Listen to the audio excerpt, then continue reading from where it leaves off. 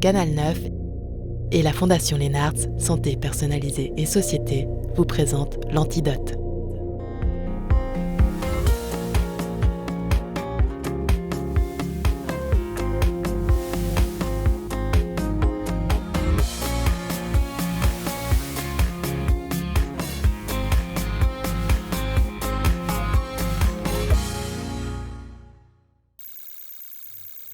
Je suis ravi, on voit vraiment que ce traitement il fonctionne de manière assez impressionnante. C'est l'histoire d'une médecine sur mesure, de précision, qui propose une analyse moléculaire pour chaque patient, pour chaque maladie et un traitement individuel. C'est l'histoire de patients qui sont uniques de par leur génome, de par leur comportement et leur environnement, leur mode de vie, de par les mutations et les maladies qui vont parsemer leur vie. C'est aussi l'histoire du cancer, cette maladie terrible qui touche une personne sur 5 en Suisse et qui tue encore sans égard. C'est finalement une histoire d'équipe où les spécialistes travaillent ensemble, oncologues, pathologistes, biologistes, bioinformaticiens, tous réunis autour du patient pour faire de la médecine ultra personnalisée un combat contre le cancer. Je pense qu'il y a un enthousiasme qui est incroyable autour de tout ça. Notre compréhension globale du cancer va faire un bond en avant. Et bien évidemment, les options thérapeutiques qui en découlent vont aussi faire un bond en avant. Quand j'ai commencé l'oncologie, c'est pas très vieux. Plus on tapait fort, plus le patient était malade, plus on était content. On se disait, ah oui, donc le patient est malade, c'est-à-dire qu'il a un produit toxique, donc ça doit marcher sur le cancer. Puis on s'est rendu compte que ce n'était pas toujours le cas. Et donc on a vraiment essayé de creuser, de faire vraiment des traitements ciblés.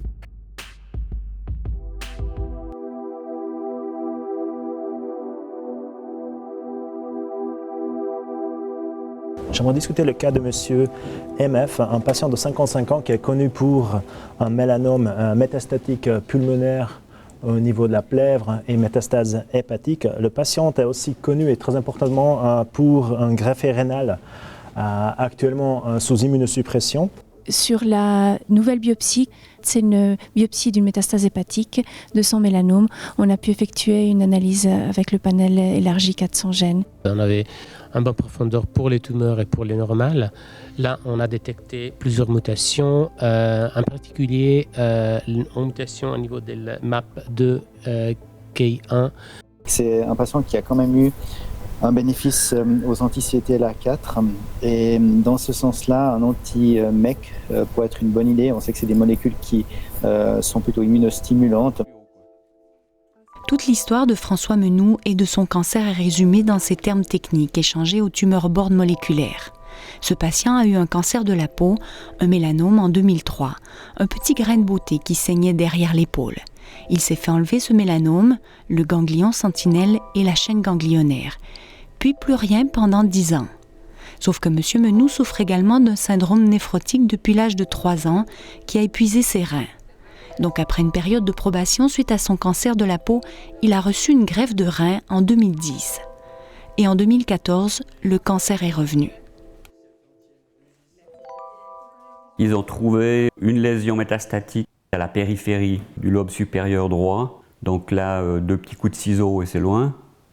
Par contre, sur le poumon gauche, c'est un petit peu plus compliqué parce que la lésion métastatique, elle était proche d'une artère qui irriguait tout le poumon. Du coup, là, il a dit, malheureusement, je suis obligé de vous enlever la moitié du lobe supérieur gauche. Monsieur Menou, bonjour. Voilà. Comment ça va? Bien, vu les circonstances. Bon, on va rediscuter avec le docteur Michko des options thérapeutiques. Oui, tout à fait. Comme vous savez, on est dans une période où on a beaucoup réfléchi sur quelle était la meilleure stratégie pour vous. Une des options, c'est de faire des approches qu'on appelle d'oncologie personnalisée. C'est-à-dire plutôt que de regarder le type de cancer, regarder vraiment les altérations, les modifications moléculaires qui sont à l'origine de votre maladie.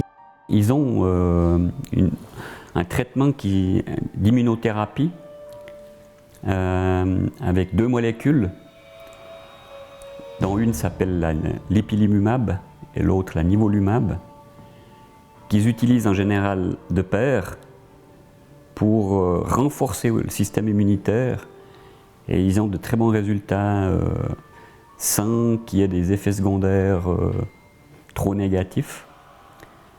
Par contre, chez moi, le problème était que, vu que j'avais été greffé en 2010, une greffe rénale en 2010, ils ne pouvaient pas utiliser les 2 molécules. Parce que c'est en utilisant les 2 molécules, mon système immunitaire aurait systématiquement tué ma greffe. Et en tuant ma greffe, ça voulait dire retour en dialyse, sans aucune perspective de nouvelle greffe. François Menou prend quand même une des 2 molécules d'immunothérapie proposées par son oncologue. Ça avait fonctionné, mais ça n'a pas fonctionné longtemps. Les métastases sont réapparues au bout de 3-4 mois. Elles étaient nouveau là. La lésion sur le foie, elle était là. Il y en avait aussi des lésions qui étaient autour des poumons, etc. Enfin, à un moment donné, on était vraiment dos au mur, sans savoir quoi faire. C'est alors qu'on propose à M. Menou de faire une nouvelle biopsie pour analyser chez lui un panel de 400 gènes. Sa biopsie d'une lésion métastatique du foie est ainsi parvenue au laboratoire de pathologie clinique de l'hôpital universitaire de Lausanne. Ici, elle est préparée pour une analyse précise. Chaque pièce reçue est unique et les techniciens en analyse biomédicale et les pathologistes suivent un protocole rigoureux pour en extraire les données les plus fiables et utiles possibles. La première étape, on va dire médicale, est l'étape de la macroscopie, où l'échantillon est décrit, analysé visuellement.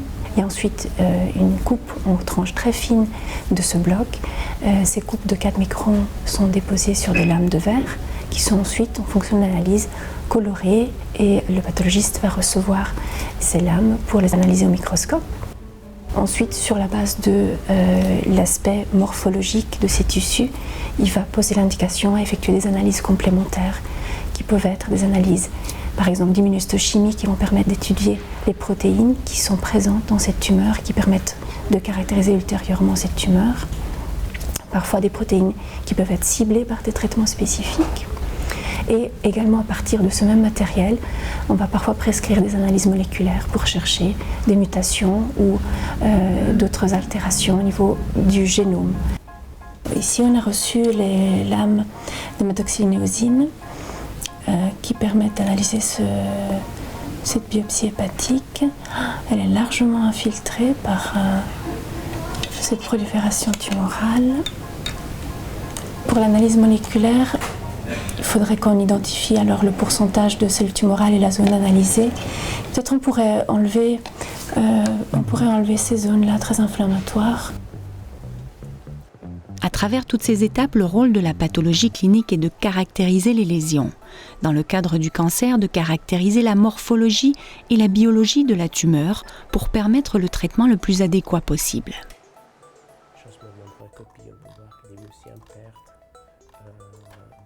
Les experts discutent de la tumeur métastatique de François Menou. Sa biopsie a été livrée, préparée, enrichie, analysée. L'expertise morphologique, tissulaire et médicale des pathologistes a livré toutes ses connaissances sur la maladie. En réalité, elle est massivement infiltrée par la tumeur. Et on avait estimé à 80% de cellules tumorales en enlevant quelques zones inflammatoires. Eduardo Misialia prend la main. Il est bioinformaticien et s'occupe d'analyser le séquençage de l'ADN. Nous, on va prendre un échantillon avec de l'ADN qui arrive dans plusieurs cellules de tumeur. On a 1 million de lettres, on ne peut pas les s'amuser à passer lettre par lettre, mais on utilise des algorithmes, qu'est-ce qu'on appelle des scripts, pour aller chercher dans ces milliards de lettres s'il y a des changements. Donc à travers le séquençage, vous arrivez avec toutes les mutations qui vous intéressent au niveau de l'ADN et vous comparez avec des bases de données. C'est ça, qui sont disponibles online sur Internet. C'est typiquement des universités, c'est typiquement des institutions publiques qui ont parfois des groupes, des chercheurs qui font un site pour partager ce type d'informations. Le génome humain contient 3 milliards de lettres. Les analyses d'Eduardo portent sur 500 000 à 1 million de lettres pour le plus grand panel.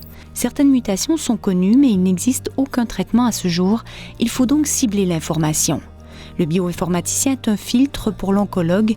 Il interagit avec les bases de données pour interpréter les résultats. S'il trouve une centaine de mutations, il doit identifier les altérations significatives, trier, filtrer. Dans le cas de François Menou, une double mutation MEC1 s'est révélée particulièrement intéressante. Direction l'Université de Lausanne au département d'oncologie fondamentale. Une fois la mutation identifiée, c'est au tour de la modélisation moléculaire de jouer. Les chercheurs vont essayer de comprendre quel est l'effet de la mutation sur le fonctionnement des protéines.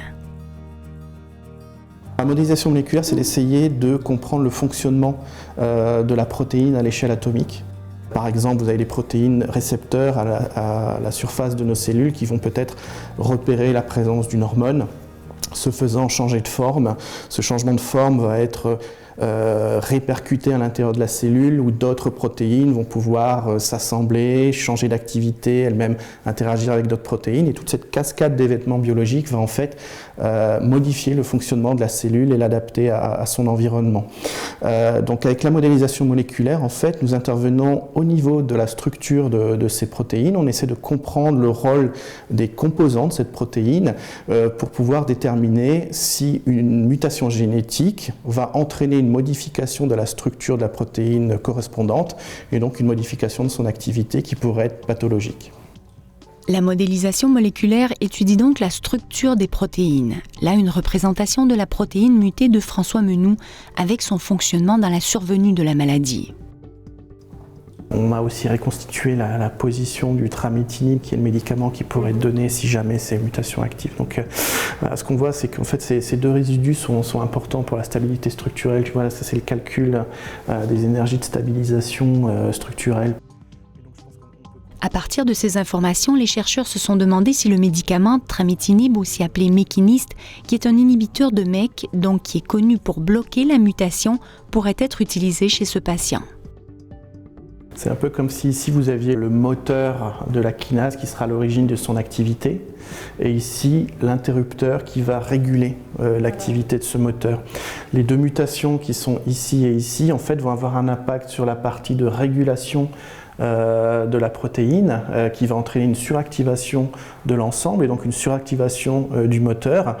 Et l'idée de ce médicament que vous voyez ici, c'est vraiment de se loger dans le moteur pour le bloquer. Une explication technique qui aura pour conséquence fructueuse de proposer aux oncologues une voie thérapeutique intéressante pour M. Menou. Retour donc à la case départ, le tumeur board moléculaire où nous retrouvons tous les spécialistes rencontrés. Cette plateforme de visioconférence et de collaboration entre le CHUV et les HUG est unique en son genre. Elle est au service des oncologues de toute la Suisse romande qui soumettent des cas de patients pour qui les traitements standards arrivent au bout. C'est une mutation qui est assez rare, mais pour laquelle on aurait un médicament qui permet d'être très spécifique. On a fait en plus des analyses structurelles avec l'équipe de professeur Zoete pour voir si c'est vraiment il y a une inhibition possible et on voit que vraiment il y a une relation entre la mutation et une inhibition potentielle qui vous ouvre la possibilité d'avoir une réponse en traitement. Je pense que une chose qui est très importante à bien discuter avec vous, c'est qu'on est dans une situation actuellement où on n'a pas de thérapie standard bien documentée qu'on peut utiliser. La seule qu'on aurait, c'est cette immunothérapie, mais qui est beaucoup trop dangereuse pour votre greffon. Donc on est dans une situation où on n'a pas vraiment d'options clairement démontrées. Et dans ce cadre-là, je pense que d'essayer de partir sur ces bases moléculaires, c'est une bonne piste, c'est une bonne option. Pendant que François Menou commence son traitement, une autre histoire particulière est discutée au tumeur board. Un traitement ciblé pour un patient a permis de significativement diminuer les métastases qu'il avait. Monsieur G, donc un patient qui a été diagnostiqué d'un neurofibrosarcome en 2015 et qui a été traité par une radiothérapie néoadjuvante, une opération. Et malheureusement, il a récidivé avec de multiples nodules pulmonaires en 2016. C'est la raison pour laquelle on a fait une analyse moléculaire. Le tumeur board moléculaire, c'est à quelque part une nouvelle entité qui consiste à regarder les maladies sous l'angle moléculaire plutôt que l'angle d'organe. Au lieu de parler de cancer du poumon, de mélanome, de cancer du côlon, on regarde des cancers qui ont tel ou tel type d'anomalie moléculaire. Donc c'est une sorte de réécriture de la classification des tumeurs qui ne s'oppose pas du tout à l'approche par organe, mais qui est complémentaire. Et donc l'idée de ce tumeur board moléculaire, c'est de faire ces analyses approfondies et puis sur la base de ces analyses de faire des propositions innovantes sur des thérapies qui peuvent être utiles aux patients. On avait les résultats préliminaires pour le PDL1, donc j'ai débuté une immunothérapie et puis les derniers scanners montrent qu'il a une réponse clinique assez spectaculaire avec une diminution de l'ensemble de ses symptômes. C'est assez impressionnant, hein, donc vraiment une excellente efficacité du niveau. Bon, c'est vraiment ça qui est assez spectaculaire dans ce traitement, c'est que finalement on voit que votre système immunitaire attaque ces cellules cancéreuses. Ici, en noir, on a les poumons avec au milieu les gros vaisseaux. Et vous voyez ici que l'on a ces grosses boules qui vraiment vous comprimaient à l'origine de ces douleurs. Et donc ça, c'était il y a environ 10 mois. Et puis, on a commencé ensuite l'immunothérapie.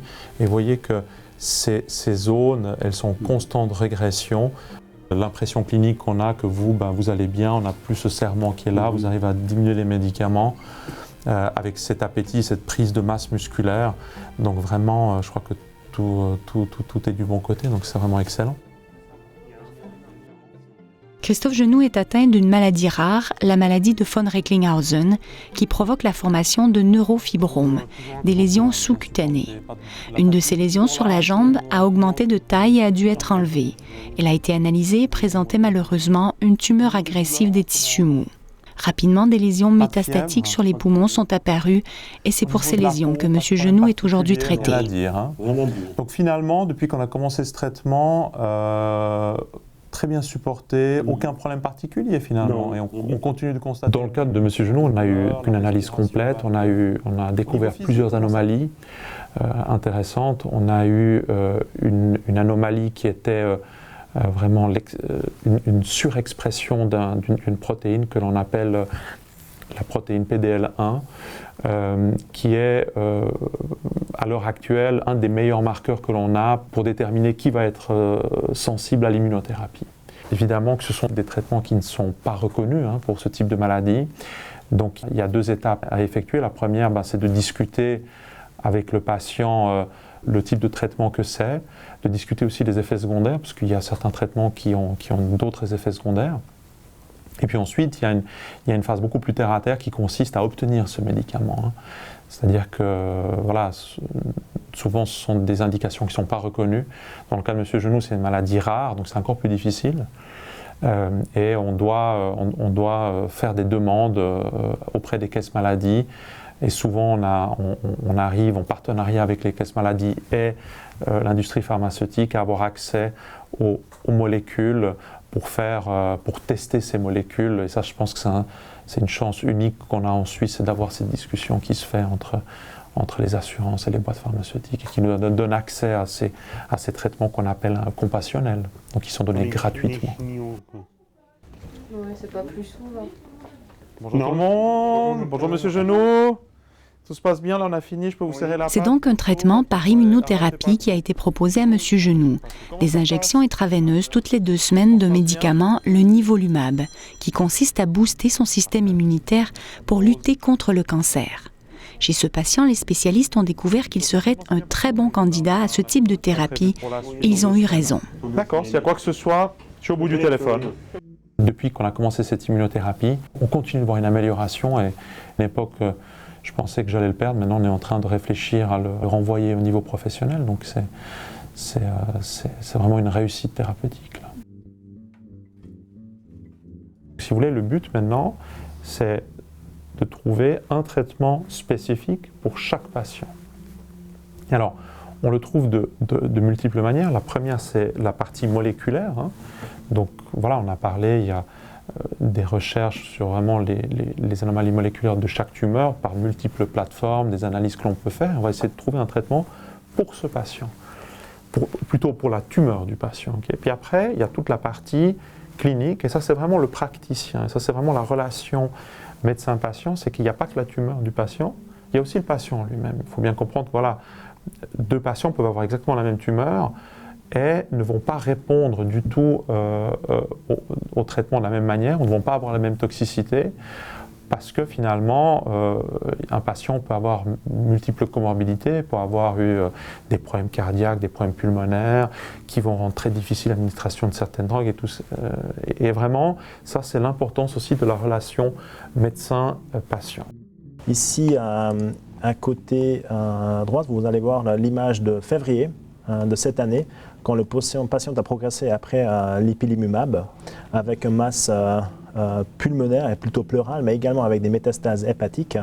Et après 2 mois de traitement, 2 mois et demi de traitement, vous voyez que les métastases hépatiques sous inhibiteur de MEK ont bien diminué. Il montre vraiment une réponse clinique. Il a aussi repris. Nous revoici au tumeur board moléculaire. François Menou suit son traitement depuis 2 mois et le premier scan révèle une diminution des métastases. Pour voir la continuation de la bénéfice. Avec la dose maximale, au bout de 2 semaines, j'ai eu vraiment beaucoup de soucis, quoi. Beaucoup d'effets secondaires, saignement du nez, la peau qui séchait, qui se craquelait, mal de tête, la vision qui se troublait, des maux d'estomac terribles. On a recommencé avec une dose beaucoup plus faible. On a commencé avec 0,5 mg, puis là actuellement je suis à 1 mg, mais là je sens qu'un mg c'est la dose maximum. Je ne pense pas que je pourrais aller plus haut. Je toussais beaucoup. Elle était assez forte et assez gênante. Depuis que je prends le mécanisme, j'ai plus de... La toux a complètement cessé, quoi. Et quand j'ai arrêté, c'est marrant, j'ai arrêté 3 semaines, la toux avait recommencé un peu. Et là, j'ai recommencé à en prendre et je tousse pratiquement plus du tout. On est en avril, fin avril, ce que vous voyez que très bien diminué, les métastases au foie, ils ont beaucoup moins de captation, mais aussi ils ont diminué en taille et aussi la plèvre. C'est exactement ce qu'on a attendu vu la diminution de vos toux. Et en fait, avec la continuation de traitement, on espère qu'il y avait et encore une meilleure réponse qu'actuellement. Ça nous indique aussi que vos tumeurs dépendent beaucoup de cet inhibiteur, de cette cible moléculaire qu'on a retrouvée, raison pour laquelle il faut continuer. Comment vous voyez la suite du traitement? Est-ce que si tout d'un coup on remarque que le médicament ne fonctionne plus, ou comment est-ce qu'on voit la suite? Bien évidemment, à cause de la rareté de cette mutation que vous avez, on n'a aucun recul. D'ailleurs, vous seriez dans la littérature qu'on a essayé de voir, vous serez la 2e patient. Mais la première avec un mélanome, qui a reçu ce traitement et qui a répondu. Comme ça, c'est à cause de rareté, cette combinaison d'avoir ce type de mutation, pas avoir d'autres mutations et recevoir ce médicament de trametinib, cette combinaison des faits est rare et il n'y a pas d'autre. Donc, si je comprends bien, je suis un cas intéressant. Vous êtes un cas unique, comme tous les patients, vous êtes un cas unique et c'est ce qui est important dans la personnalisation d'oncologie, qu'on aimerait même encore plus personnaliser, comprendre beaucoup plus de votre biologie, de la biologie de votre tumeur et aussi votre corps, parce que c'est votre corps finalement qui va réagir. C'est un domaine qui change de semaine en semaine. C'est vraiment les poussées technologiques qui nous amènent à chaque fois ouvrir une nouvelle boîte de Pandore, où on a une richesse d'informations qui nous arrivent en aide pour gérer le patient, mais qui est aussi évidemment une complexité extrême. Donc maintenant vraiment le challenge, c'est d'arriver à amener cette information vers le patient pour l'aider à vraiment prendre la bonne décision clinique. Plus de 350 patients ont été exposés aux tumeurs board moléculaires sur l'année 2017. Certaines tumeurs ont répondu de manière spectaculaire sur des bases moléculaires, d'autres n'ont pas eu autant de succès.